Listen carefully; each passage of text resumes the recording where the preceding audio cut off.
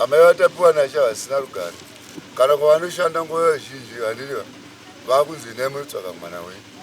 saka kurarama kwavo kwakutonetsa nokuti basa hapasisiri.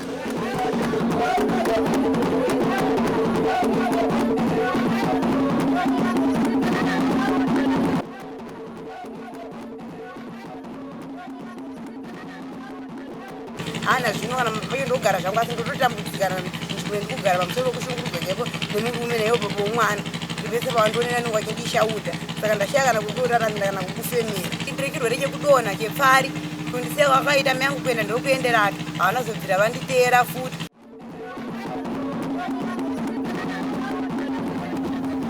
Ndomatangira zvakaita ndaenda kumvuru kune rimwe prazi wandakaswona kune mukadzi airwara nechirwere chepfari chatinoti epileptic. Ndakatotsvaga chimudhudhudhu chaikwanisa kunditora kuti ndisvike kunzvimbo ine kuchimbidza nekuti nzira dzacho dzaisafambika zvakanaka. Mvura yakunzwika apisa mangarai vangatora juice on your chest, mate.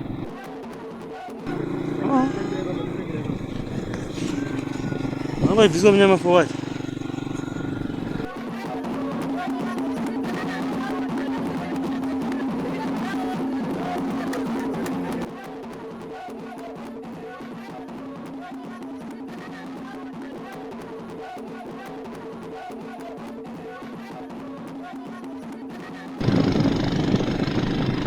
Baba wemwana avo vanova murume wake wekutanga vakamuramba ichiri nhumbu vachiti havangagare nemukadzi ane pfari. Izvo zvinoita kuti ave nekusarurwa munharaunda yaanogara zvinomurwadza pamwoyo. Pane aspada netai ndakashaya mwana zita remwana wangu ndinzi amaitapiwa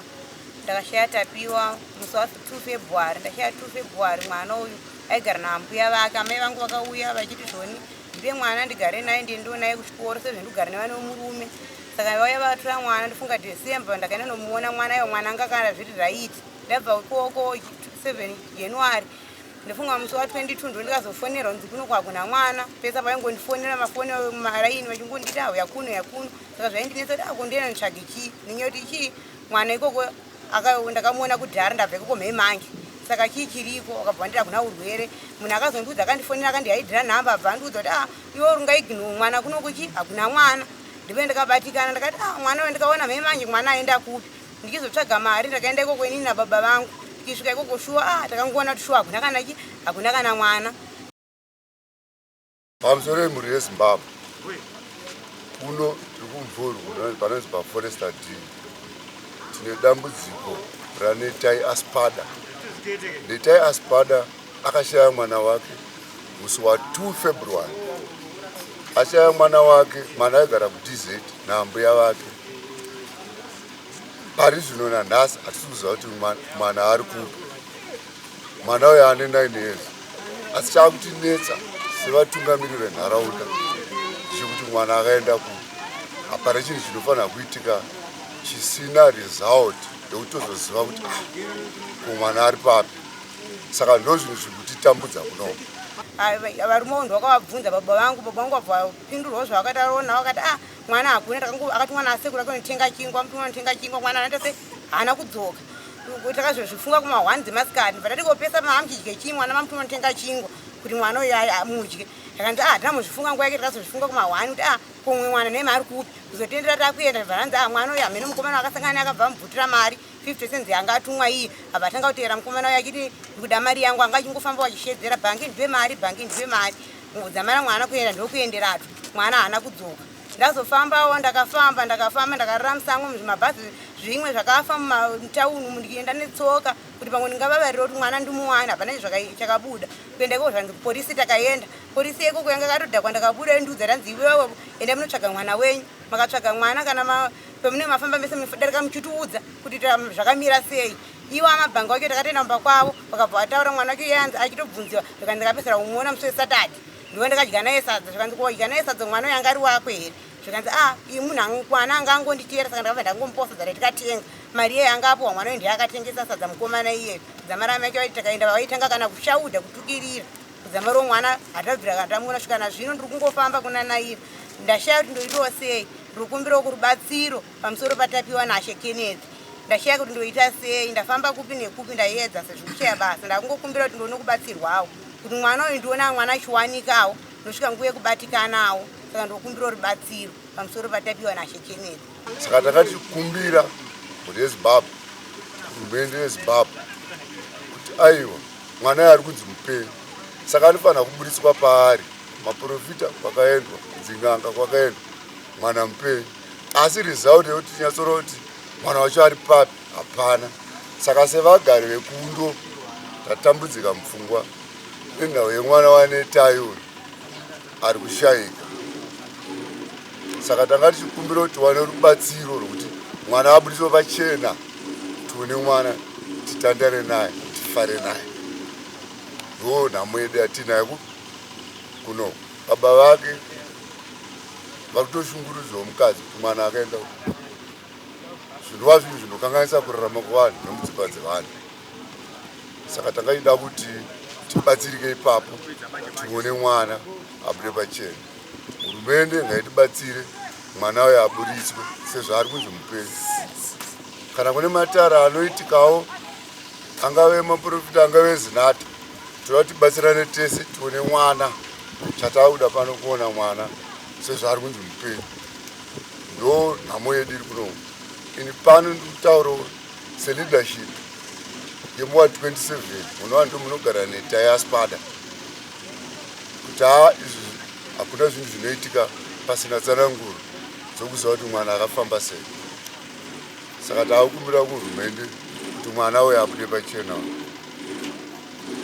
ndakaenda chakudzoka kwandikaita babo mwana chaiva vachindiona vakandinanga uroyi vakasvika kutaura wakandina mwana wangu achikeresa mwana kuenda kusaudzi ndikasvika kubvunza ndikati nei baba kana minzira yesaudzi yake ndoizivawo here ndiri kutobatikana ndiri kutorwadziwa isinyore mwedzi nehafu ndichirarawo musango ndiri kutorwadziwa kana kubatikana ndikuenda kumaprofita ndakaenda kana kung'anga ndaiudzwa pakudiwa babo mwana udiwa ropa rake babo wake vairamba kuenda saka kusvika nazvino ndotodza zoti inini vanoda kuti ndiite sei kauti vanoda kuti mhosva yangu iri papi ndotosvika nguva yekuomerwa kana kubatikana kuri kwakanaka ndiregerera kundiramwira kao akasvikira chemo mushopu ndakagara mushopu zvivanhu vanhu vakadzi vanomboda kufikswa kusvika nazvino muromo unondibata kuti ko murume wangu aindudza muromo kuti anoda kufikswa mukadzi aida kundifikisa pakuita sei mhosva yangu iri papa asakuziva kune mwana here pfungwa dzese dzakaya kwandiri pamusoro pemuromo wanga ataura kuti mukadzi anoda kufikswa vakanditengera muprofita akandinanga uroyi dzamara ndakangoona kuti ndikunangwa uroyi mhosva yangu iri papi bva ndatongoti hapana kana chakaipa saka ndakangoti aiwa ndinoda kubatsirwa ndinoyi takaenda kumaprisa achaitudza kuti mimi budai ngenotsvaga mwana wenyu mega makadzoka mimi mafamba modzoka mukitiudza risaudzi kuti munenge mafamba sei kuti maone chii hapana kana chataione tingoenda tiri kufambiswa nemaprisa hasi kushanda kana basa kana chaari kuita hapana kungogara chete kana wakaningirira ndakamupfungwa mumwe kuti pamwe kavanhu munharaunda pamwe saka vakutya kakuita sei kuti takavavharira takavasunga inenge itori mhosva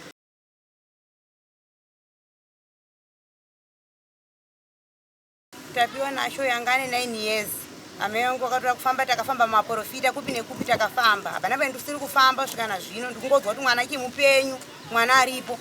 ndakaenda kupanzi mwana wenyu hana mhourayo hana kupondewa satori nemunhu akutogara naye vakutochengeta mwana iyeyo kwendikanonomba ndaudza kuti munhu anenge aitodhiri nani namai venyuwo iroro saka mwana uyu chii atoripo mwana mupenyu asi nyaya iripo nyaya kuti vakutya kubudisa mwana uyu amai yangu inino nenzi ndichanoita mushuta ndosita ravo vachigara padz padziva raseko exstation imba yavo haina nhamba iyi amai vatapiwa nasha vasina rugare kana kwavanoshanda nguva zhinji vandiriva vakunzi inai munotsvaga mwana wenyu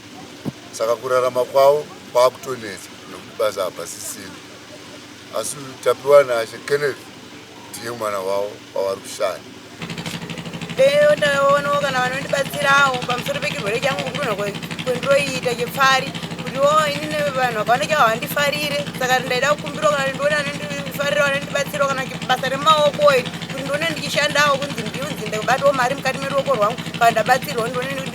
mhuri yangu ioneke ichirarama vari zvino ndashaya ndorarama sei kana inyoti handina kana achandipa kana mari ndeiwana ku hurumende naizvangu asi kugara kwacho ndikuwo kunotongotampurawo. Saka ndaikumbira kuti zvangu ndibatsirewo kuti nini ndionekwe ndichishanda kana basa remumaoko eri. Ndakasangana gore 2015 ndine 22 years ndikabereka naye mwana 2015 zamara mwana wangu apa ane 9 years. Mimba yangu ndakaramba akandiramba iri nhombo. Mimba yangu mwana wangu ine mwedzi akati mimba ndiziva ndigara nemukadzi ane pfari dzinotapukira. Andiramba kudaro ndikatanga kuzochengeta ndega ndakugara ndege kuzotona ambuya vangu amai vababa vangu. Amai vangu vakandirasiya ndiri mwana mucheche ndikachengona ambuya ndakandichengerera zamara mwana wangu ndakazomubereka. Ndabereka mwana wangu ndakandakugara ndega ndatinga kuneendiyeka kasiya baba wake nachiisa mtinga ndakana chendiroziva mberi maboko ake asi ndakasekaita mwana vakandida kutenga mombe ndikoromba kundipe mwana wangu apa mudhebheki yavakatenga ndikamuza ndipe mari ndifamba handipe kana sendi kusvika nazvino. Saka tanga tichikumbira kuti ivo amai vatapiwa nazvo vakwanise kuwana mwana wavo kuti vawane rugare vararamisewo mhuri yavo kwete kuti vadzingwe basa. Ndatenda zvavo.